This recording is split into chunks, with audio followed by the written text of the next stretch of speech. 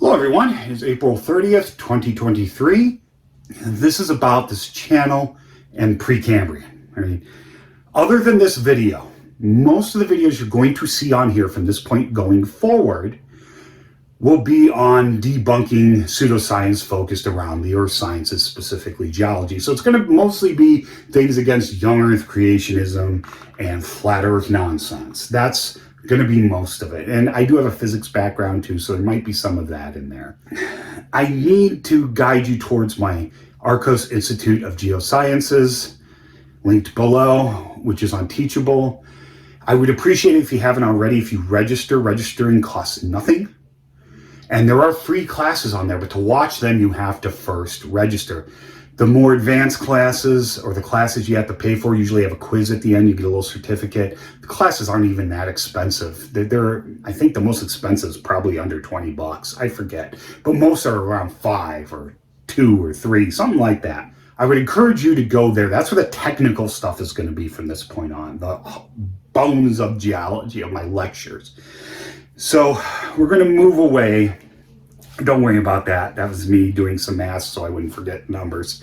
I'm pretty good with numbers, but I can't hold that many in my head at one time. So just remember that going forward. Today, we are going to talk about my favorite thing, the Precambrian. But we're not going to talk about strictly the rocks. We're going to talk about time as well. The Precambrian is a generic term. It is not an official division of geologic time. Why? Well, because the North American Stratigraphic Code and the International Code of Stratigraphy authorize as the highest division of geologic time in eon. This is above that. There is no such thing as a super eon or mega eon. These things do not exist, which this would have to be. So it's not formal, it's informal, but we use it all the time. We use it in papers, I say it. Now, I don't study the whole Precambrian. I'm gonna do something. I want you guys to think of how long this is compared to the Phanerozoic, all right? So the Phanerozoic is the youngest eon. We don't have Phanerozoic. If I misspell things, I apologize, I'm trying to write fast. The Phanerozoic is the most recent eon in Earth's history. I'm going to go into these. We only have 4 of these. That's it.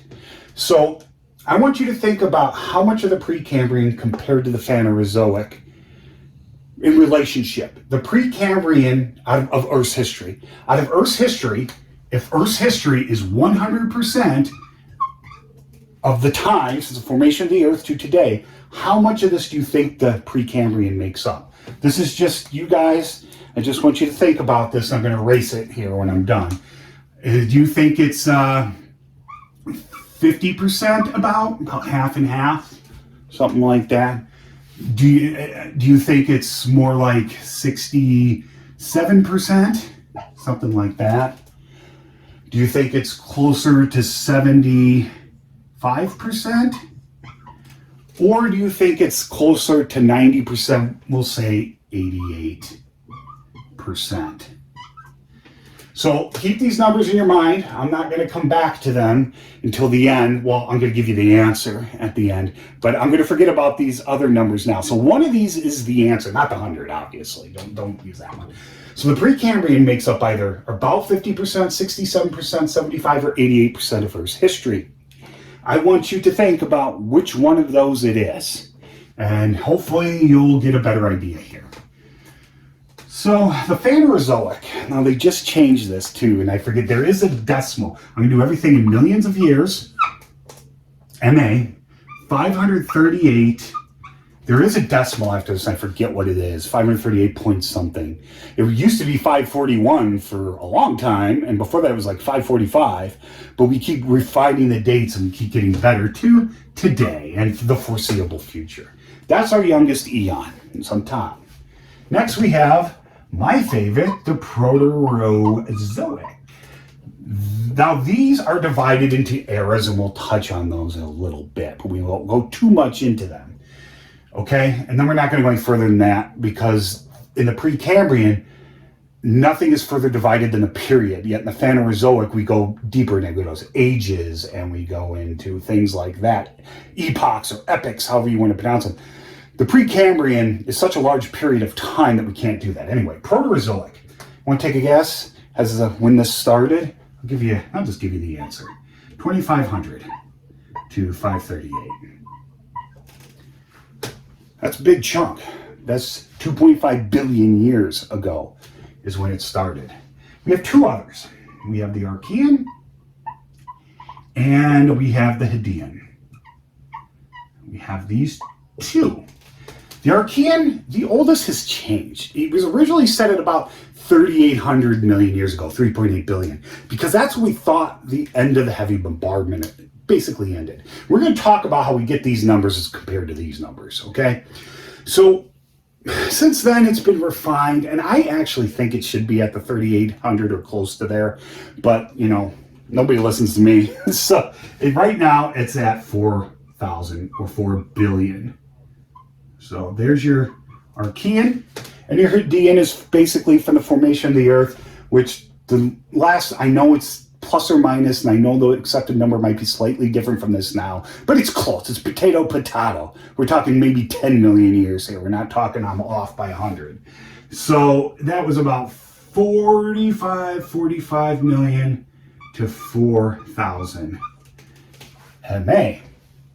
Now, as you can see here, these are much larger, except for this one, than this one. All right? But this is what everyone studies. The Phanerozoics, where all the cool fossils are. All right? Okay, it's where all the maps, where the dinosaurs are, the mammals, the birds, you know, trilobites, all that stuff. Everything you think of when I say fossil is here. There's one thing we find continuously here, and I'll get into that, but it's not a macrofossil. Now, there are some macrofossils, and we're finding more and more of them at the end of the Proterozoic. Remember how I said things are divided out into eras? That's the next one down from eon. Okay, you have eras. These are all divided out into eras too. The Proterozoic is Paleo, it's the oldest, Mesoproterozoic, and Neoproterozoic. The Neoproterozoic, the end of it, the period, I think Iraqian is how it's pronounced. I don't study the Neoproterozoic, except for one situation. It's more by default than anything. You get some macrofossils, but other than that, there aren't any. Now, the Neoproterozoic, I study the Jacobsville, and we used to think it was Mesoproterozoic, but we have detrital zircons, and now it's definitely Neoproterozoic. It's old Neoproterozoic, we think, but we don't know exactly when. We know it's older than Cambrian, and it's younger than 950 million years, I think, something like that, 959, 955, something like that. So it is so big bracket of time. Why is that? Because you cannot directly date a sedimentary unit, and the Jacobsville is not known to host any intrusions that can be dated, so we can't even do that. Now, I study mostly Meso and Paleoproterozoic, and by default, sometimes Archean, but I want to talk about this down here.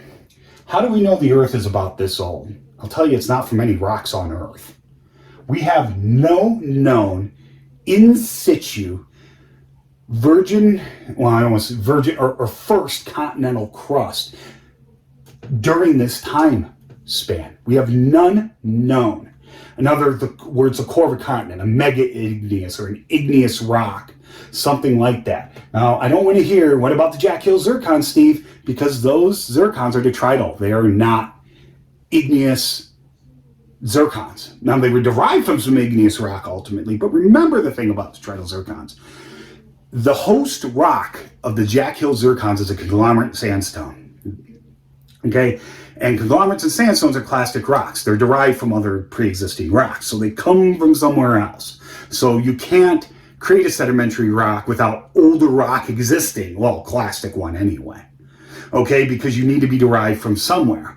So it does contain, I believe, 4,100 million year old zircons, but it doesn't matter. Okay, that doesn't tell you the age of that rock, because there's far younger zircons in the Jack Hills too. I think they might even be 1 billion years younger. I'm pretty sure that's what it is. I'll change it on screen if I find out differently. But we don't even know the age of the deposit. The rock below it has nothing to do with it in relationship-wise, and there's nothing to bind it above, and there's no intrusions in it. So some people say it's 3 billion years old, I think, or around there. Some people say it's 2 billion. So we don't have any idea.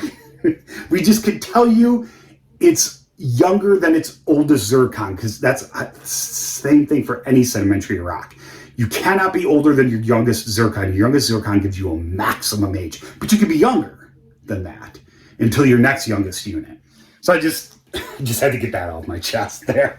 So, okay, let's move on here. So if we want to do this, let's break this out and keep in your mind those numbers, those percents I had here, Precambrian. And let's talk about why we use the term Precambrian. More appropriately, it should be pre-Phanerozoic, right? Because it's, anyway, doesn't matter. Because a long time ago, after we started getting this time scale, we have 3 main eras in the Phanerozoic. The oldest is the Paleozoic. Then we have the Mesoproterozoic, that's where all your dinosaurs are. And then we have the Cenozoic, which is from the extinction of the dinosaurs to today. And there's periods divided into there, like the Paleoproterozoic, which is the oldest era of these, is divided into several periods, 6, I think. Cambrian, see, I know what they are. Cambrian, which is the oldest, Ordovician, Silurian, Devonian. After that, on this side of the pond, we have 2 sub-periods divided. The code does authorize sub-periods. We have the Mississippian, and we have the Pennsylvanian. Now, on the other side of the pond, those together are called the Carboniferous, and that is the actual period. So that's 5 technically periods. The other 2 are sub-periods. And then we have the Permian, that's the youngest. So you do have 6, okay? So we have 6 of those. And the Mesozoic, from oldest to youngest, is, you'll know these, Triassic, Jurassic, Cretaceous, okay? Because everyone knows about the dinosaurs. Now, above that, you have the Cenozoic. Of the Cenozoic, you have the Tertiary and Quaternary. Tertiary was abandoned and then brought back. Now, the other 2, it was originally divided out into the Neogene and I forget, the Paleogene maybe? I think that's it. They are now sub-periods, I believe, like the Mississippian and Pennsylvanian. So we brought back Tertiary. Now, if you heard me say Tertiary, Quaternary, why is that? But there's no primary and secondary. Well, there used to be. As a matter of fact, the original 3 divisions, which were done in the Alps, based on relationships to the mountains, not age of the rocks. They just assumed that the mountain was the oldest and the stuff here was second oldest and the stuff on the bottom was the youngest. And that was essentially correct. But they had no idea. So they had primary, secondary, and tertiary at first. The primary were the mountains, okay, and the Alps. Later, those were abandoned, and we got this time scale as Britain and the United States are really the pioneers and Canada as well, the pioneers in developing this stuff at the end of the 19th and early 20th century. The British concentrated more on fossils and time spans, and here we concentrated more on physical characteristics of the rock, coming up with structural geology, coming up with uranium lead dating and other dating procedures, stuff like that. That's what we were concentrating on. We were more technical, they were more big picture in Britain. The Precambrian, once primary and secondary known to be useless, and essentially tertiary too, Quaternary was added later. Tertiary was basically equivalent to anything post-Mesozoic. And Quaternary were the glacial deposits and temporal equivalents and modern streams, modern lakes, those type of things. So those stuck, all right? And when we started getting Cambrian, Ordovician, Silurian, which I believe are all named from places in Britain, we started to realize that, well, we don't have primary, secondary anymore, but other than those, we have these mostly, not all of them. I study non-crystalline rocks that are Precambrian, but mostly crystalline rocks and metamorphic, okay? So they could be meta-igneous, they could be meta-sedimentary or meta-metamorphic. Talks for other times. So they decided, we'll just call it the Precambrian because it's before the Cambrian. And then we got better at our time scale, divided out periods, and we started getting dates from radiometric dating off igneous units, underformed igneous units, and we could tell metamorphic ages and stuff like this. So when that started to happen, this just kind of hung around. right? Even after we divided these out, this just kind of hung around, okay? Now, when you look at timescales, you're going to see most are Phanerozoic biased by far because it's the best preservation we have. The younger the rocks are, the better preserved they are around us, okay? And that's why we have real good dates too, because not only do we have good relative dates from fossils correlating things that only lived within very narrow time frames, usually contodonts of some sort, but igneous intrusions. We have detrital zircons, because if we have an igneous unit, a thin sedimentary unit, an igneous unit, we can date these two, pull a detrital zircon from this, and even narrow the time frame even more. So even though we can't directly date the sedimentary unit, we may be able to get a really good guess. And that happens in the late depositions of the Mid-Continent Rift, the classics, Oronto Group, Jacobsville, those type of things. Well, not the Jacobsville so much, but definitely the Oronto Group. So what are the time spans for these here? Well, that's obviously 538 million years. I'm just going to round the Proterozoic. It's actually slightly less than this. 1960 something, I think. But we're just going to round it to 2000 MA. Or millions of years. These are the spans of these eras or eons here. So there's a huge difference here. And before we had good dates, like we're getting more and more now, Precambrian they thought might have been as long as the Phanerozoic. That's kind of one of the reasons why this term stuck around. They didn't really know, and people thought that right up into like the 1940s and 50s. So, you know, it's relatively recent, not even 100 years ago. And then we have the Archean's about 1500 where it's set now. They bump it back up to 38 or something like that. It'll be a little longer. And the Hadean is the closest to this at about 545. You add these up, what do you get? You get 40, 45. Okay? So out of all of Earth's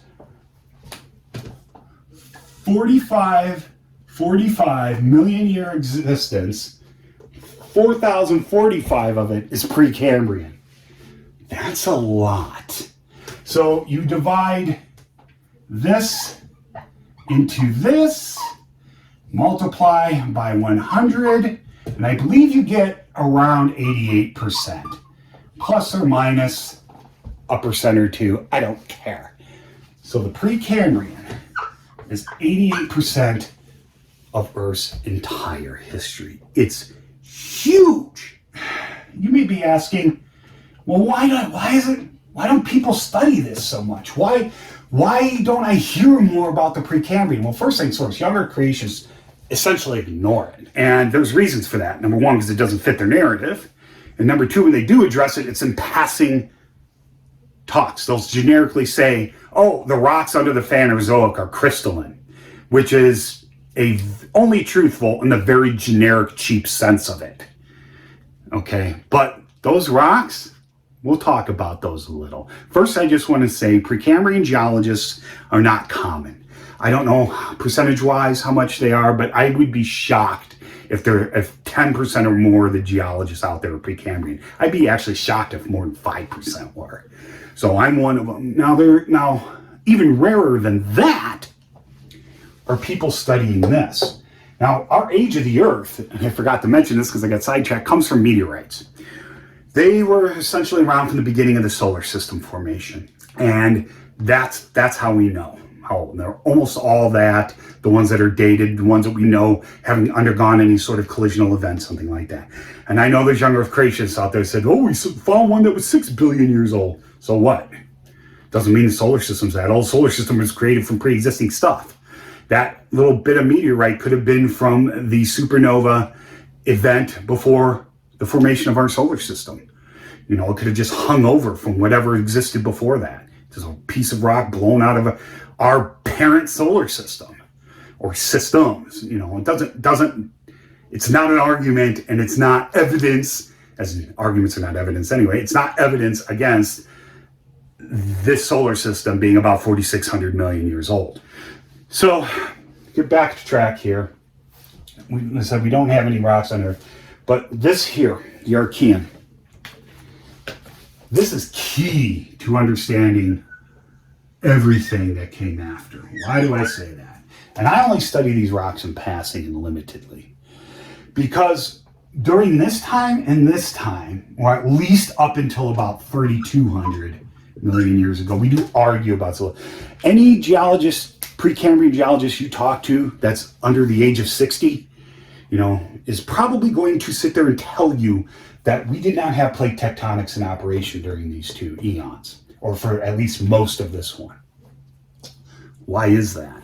And you can see that's not like 10 million years. That's not the Earth's crust forming from magma, because we had oceans, I'll just do it in blue. We seem to have evidence of oceans as back as 4 billion years ago, but I believe the absolute evidence right now is around there.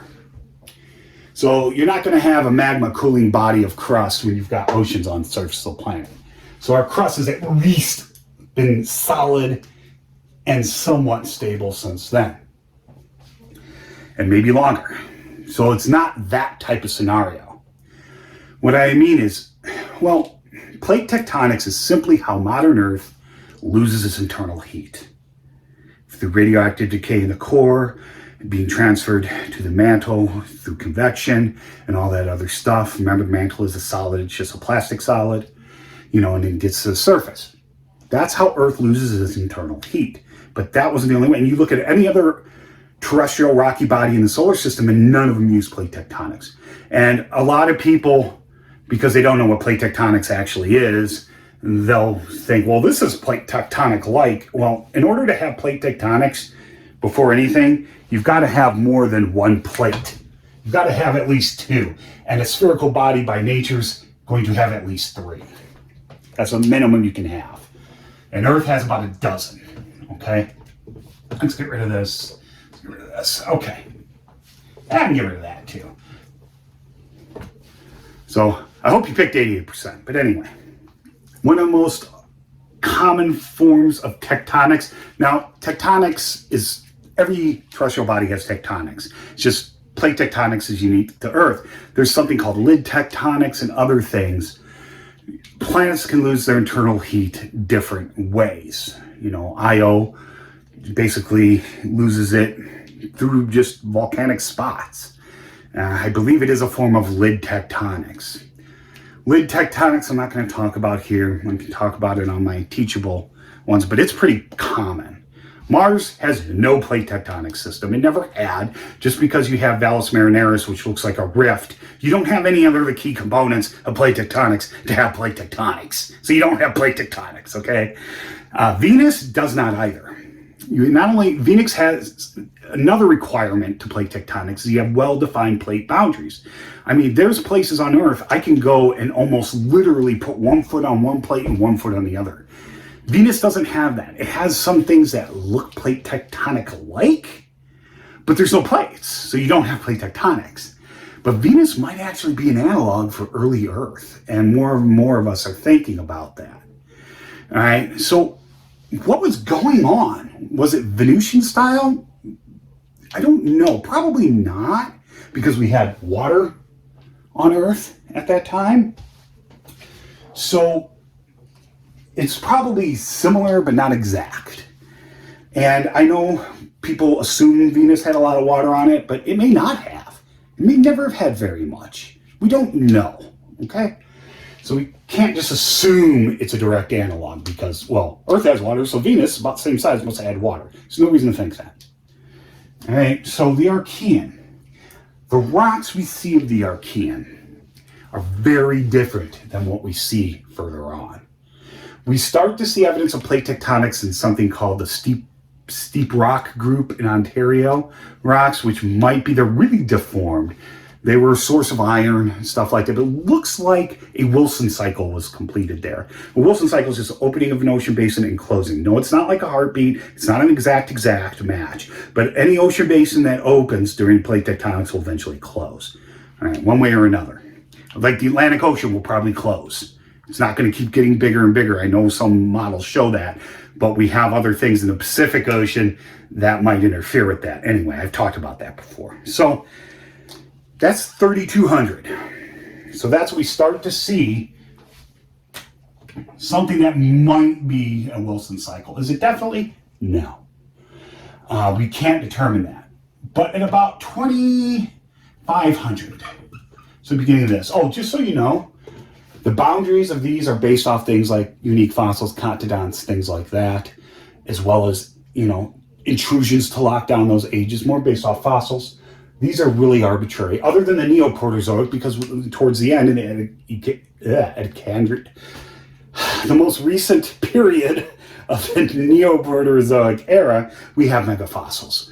And, the Cryogenian Iteracian. Is that how you pronounce it? Yeah, I think that's it. I don't know. Anyway, I can't memorize everything, pronounce everything, guys. Sorry. So, we do there. But all these other numbers, they're nice, even round numbers, because I don't care what anyone tells you, they're arbitrary. They really are. Some general things happen, and some of us are actually trying to develop a method where we use, since we have such good radiometric dates for a lot of these things back into the Precambrian, I'm talking margins of errors of 1 or 2 million years on something that's 2,400 million years old. That's good.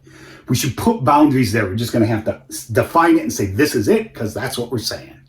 Because we don't have fossils. We have stromatolites. And I'll talk about those in a little bit. But let's get back to this here. So we have evidence of plate tectonics in full swing here, with something mostly called the Huronian supergroup, which seems to be a passive margin sequence. That is a Wilson cycle, and it's a talk for another time, but the Huronian supergroup, basically the continent of North America around the Lake Superior region, split and rifted away. We don't know what that other chunk was, if it was one continent or two. We don't know. Part of it was probably the Wyoming craton, which came back around and was positioned where it is now. And the other part might have been like the Cup Val in South Africa or something like that. We don't really know, okay? But we see plate tectonics in operation. Now, there are some geologists who will say plate tectonics wasn't even started here. And it depends on how you exactly define plate tectonics. We all accept you have to have plates, you have to have definite boundaries, you have to have subduction, you have to have ocean spreading centers, you have to have that type of stuff.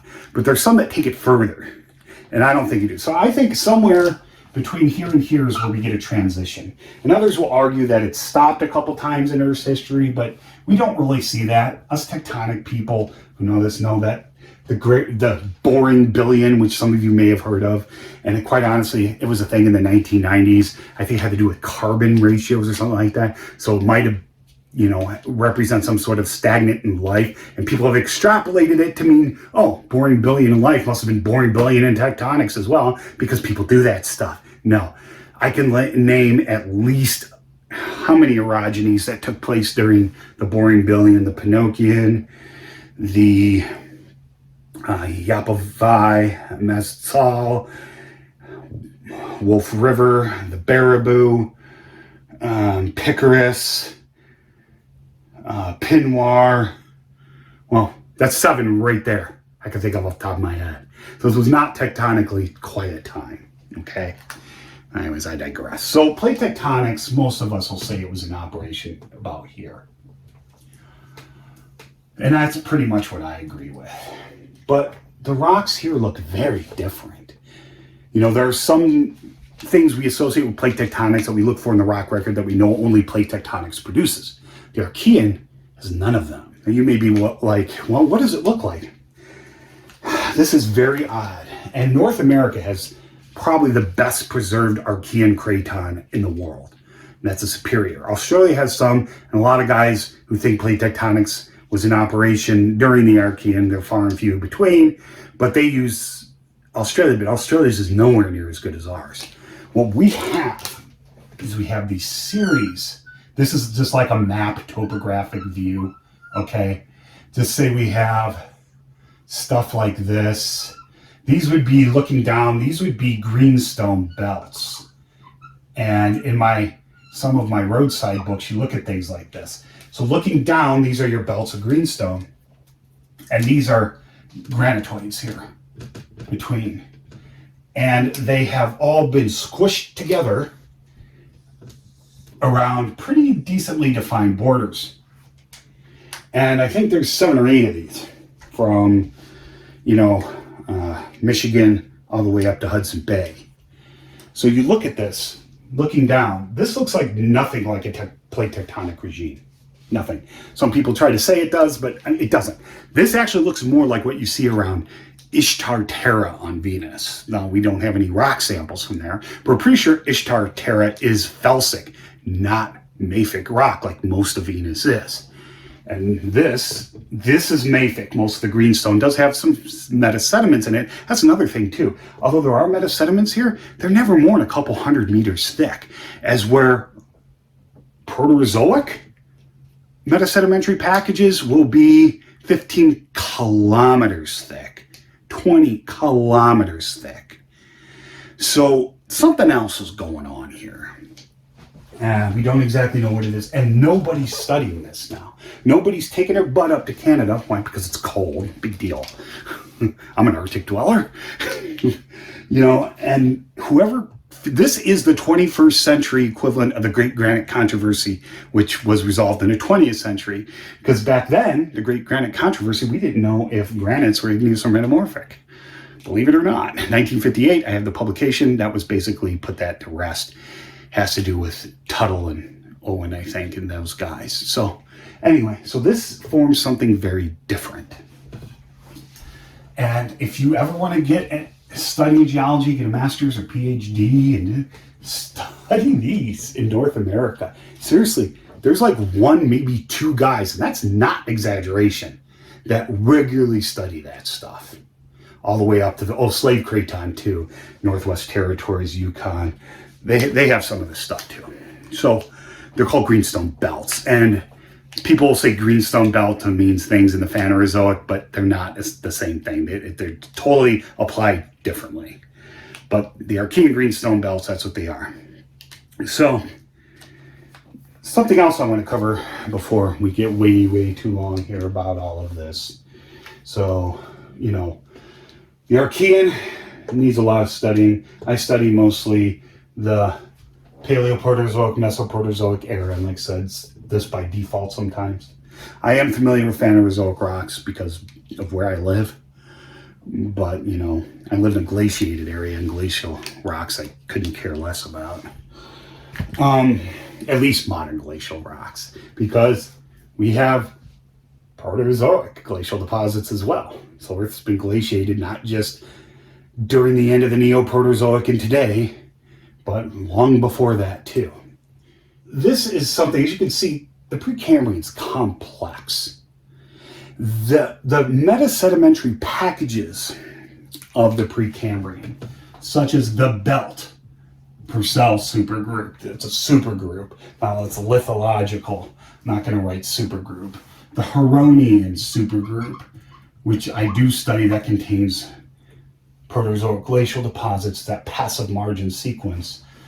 So we have belt, Huronian, we have the Sibley, which actually is a terrestrial set of deposits, we believe. It's not as thick. So we have the belt, Huronian, Sibley. What are some others I can think of off the top of my head? Oh, I think that's all I got right now. My brain is broken. This is out west, Glacier National Park, Ontario, the Upper Peninsula. Sibley is north of Lake Superior in Ontario. Where's Steve? Where's Huronian, Sibley? We have the sediments of the Pinokian orogeny, but I'm not going to deal with that. I'm just going to deal with these here, because these are almost exclusively sedimentary packages. The environment of this, I don't really know. It seems to change a lot, and there's a lot of different opinions. But, oh yeah, Grand Canyon supergroup. God. Okay. You'll never hear younger creationists talk about this one, even though it's in their Mecca zone, Grand Canyon, where they extrapolate the entire history of the planet from one location like a bunch of yahoos. Okay. Oh, wait, no, I'm sorry. They go to the Grand Staircase, too. And then they spot a bunch of stuff that's not true. Anyway, so these four. The belt supergroup, I believe, is about, well, first of all, let's talk about a Phanerozoic sedimentary package. We'll talk about the Illinois or East Interior Basin. Okay, and that covers most of Illinois, a good chunk of Indiana, like half Kentucky. So this thing's big. So the Illinois Basin, if memory serves, I believe, at its thickest is around 6 kilometers. 6.0 kilometers. I'm just going to add 0 in their point. So how thick do you think these are? Let's go to the Sibley. The Sibley is about 2 kilometers. Okay, because this seems to be terrestrial. Now we have other Precambrian terrestrial deposits like the Arkose group that are somewhere in the order of 15, 20, about 30 kilometers thick, but that's because the mid-continent rift failed. The Huronian, which is passive margin, that is at least, it's been through several orogenies, so the exact thickness is hard to lock down, but it's at least 17 kilometers thick. The Belt supergroup, Belt Purcell, because it goes into Canada too, I believe if memory serves is around 16. Grand Canyon, so as you can see, other than this, these are huge numbers compared to this. And the Illinois Basin is one of the deepest Phanerozoic basins. So why is this? Well, we don't really know. It just seems these mostly Mesoproterozoic basin deposits, or the Huronian with passive margin, seem to be exceptionally thick. Even for modern passive margin deposits, this is really thick, right? So, modern passive margin deposits would be the east coast of the United States or Canada, okay?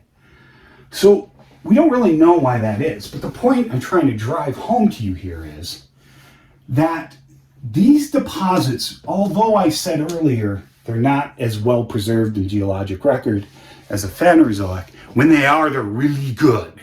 Really, really good. And you might see stromatolites in them. Actually, there's a lot of stromatolites in this one. I think there's a few in the Sibley as well, and the Orano group. Stromatolites are pretty much the only fossil you're going to find in the Precambrian. And I'm just covering real quick. Cross-sectional view here. They're alive today. Those pictures of those mounds in the shallow ocean off of Australia that you see, those are stromatolites. They're single-celled organisms, but they are colonial. And they're photosynthetic.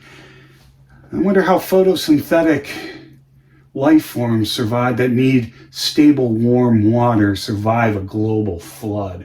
Oh, that's right, they wouldn't. They're not migratory too. It doesn't matter if they're European or African. So stromatolites, basically what you're going to see in the field is this. Cross-sectional view, you're going to see mats. Mats are very common. And the next generation lives on top of the previous one that dies, and they'll often be calcified. Some are silicon, but most are calcareous. So they build up in mats like this. And from top view, they can look a lot like mud cracks, but there are some distinguishing factors to know that they're not. Like they tend to roll up and thin. Anyway, talks for other times. Then you get your mounds, which are very common here and in here. And that's what you see off Australia. You get one generation that'll live and die, and the other one comes up, and they live directly on that one. Eventually, they form these mounds like this. And then you get columnar ones, which are not around today. We have no clue. These are cool because they built upwards in these columns like this. Now, that's structurally the three basic types you're going to see. There's some others, but that's basically it. But that's like me saying, okay, I have a bunch of thigh bones lying around. I can tell that they're a thigh bone, but I can't tell you if it's a mammal, if it's a reptile, if it's a bird, if it's whatever. I can't tell you, okay? That's kind of like this. That's a structural thing, all right? These are structures we see. No way in the field can you identify species of stromatolites. A lot are encompassed here, a lot are encompassed here, and even more are encompassed here, okay? So you can't tell the species without microscopic analysis, and you have to be an expert. I can't tell, one stromatolite from another. Now something interesting happens here in the Copper Harbor Formation. About right here, 1,085 million years ago, freshwater stromatolites all but go extinct. I don't know if this was global or local. But after this, I don't know of any. We have freshwater stromatolites, mounded ones, in what seem to be lake deposits or Oxbow River deposits, stuff like that. And then they're gone. They're just gone. So that could have been a, mass extinction in the Precambrian. There's probably at least 2 others that are easily identifiable. Talks for other times. But why is this such a good date here? Because the Oronto group, which hosts these, the formation is the Copper Harbor Formation, and it has the rock below is dated really well. The rock above it is dated really well, and it has some igneous flows between it that are also dated. So we get a really good number there. Anyway, I digress. So we don't know why these are so much thicker. They just kind of are. And, that may just be a preservation bias. I don't know. That's something somebody else can work on to find out. See, there's still a lot not known, guys. There's so much that isn't known.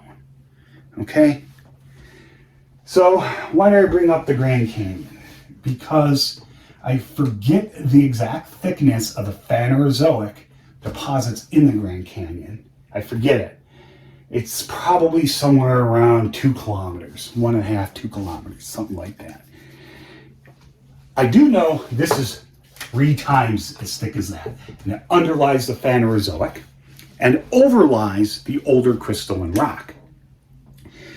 Why don't they mention this, Steve? Well, I've seen young Earth creationists mention this once. It had to do with some lava units that they tried to argue were modern, and they clearly aren't. You can tell by just looking at them they aren't, even if you aren't an expert and the chemistry doesn't match it. Most of these Precambrian metasedimentary packages I'm talking about are not nice, level, flat-lying units of the Phanerozoic in the Grand Canyon. And they're, which is what young Earth creationists try to sell you as a global thing. So what they say is, oh, here you have a great unconformity, and this is all crystalline, and here's our Phanerozoic, nice Cambrian through today. There are some young lava units here. I'm not going to differentiate. Nice layer cake geology that everybody who's familiar with geology is taught. But what they're not taught, unless you go further, is this stuff. Oh, crystalline. Sorry. So they love their great unconformity. They think this is the base of their flood. And they generically go above this and just say, oh yeah, this is all the Phanerozoic is just flood deposits. And they say, oh yeah, this is base crystalline. Then they walk away and that's all they say, if they even mention it. What they don't tell you is how structurally complex the rocks in the Grand Canyon are. Even these have been faulted in places. But this stuff isn't just crystalline rock. If I were to add this in, this stuff is highly faulted. Okay, highly faulted. We're going to bring this back over here. So this is our oldest is Cambrian right there. That's a symbol for Cambrian. So we have a fault here, and this will be a normal fault. So we have uplift here, downlift here. So here we have our true crystal. We have our Venetiu, and I don't know how to spell it, and our other plutons that are metamorphosed here. So this is our oldest. But this is where your Grand Canyon supergroup lies. Okay? And like I said, we're not faulted out. It's 3 times thicker than all of this. And they don't even talk about it. And it's been deformed and faulted. Now it is faulted out, but what do you notice here? And this is your Grand Canyon. I'll just write GC supergroup. This is your Phanerozoic stuff. What you notice here about their great unconformity here is, well, this was deposited after this. It was deposited on top of this and later faulted. This is what we call the laws of cross-cutting relationships. Right? It's one of Steno's basic 4. We have 6 now. Then it was eroded, and this deposited on top. But what do you notice here? They talk about the great unconformity, and this is where it was recognized, but it's really not that big of a deal. It really isn't. They try to make it sound like it's global. It's not. It's not even consistent through North America. There's places, see, what they originally, this is how they divided the Precambrian out from the Phanerozoic, was this way. But there's places we know now in North America where deposition's continuous straight through the Precambrian to the Cambrian. So this is not global. There's other places in the world where it just isn't there. But if you notice here, you have essentially 2. It's one unconformity, but faults are not unconformities, they're contacts, but they can form unconformable surfaces. The difference between the age of these two rocks is far greater than the age of these two rocks. See, so it's not, this unconformity does not represent the same amount of missing time everywhere, which is something you never hear them talk about. Unconformities don't continue forever. Conformities don't continue forever. All right. This unit here, base of the Cambrian, well, it's actually a 60-mile, but we'll say Tapeats because Tapeats is more continuous. The 60-mile we used to think was Precambrian, but we have detrital zircons, it's Cambrian, and it's also lenticular, so it's not very consistent. But the Tapeats sandstone here does not go into Illinois. Young Earth creationists will say that, but that is an untruth. They don't go into it. Tapeats sandstone is not in Wisconsin either. They also say that. It's not there. We don't call the basal sandstone the Tapeats in Wisconsin and Illinois for a reason, because it's not lithologically similar, and that's how we classify rocks, off their texture and composition. We don't classify rocks off of time. When you make a geologic map, that's why you deal with formations. Formations, lithostratigraphy, is independent of time.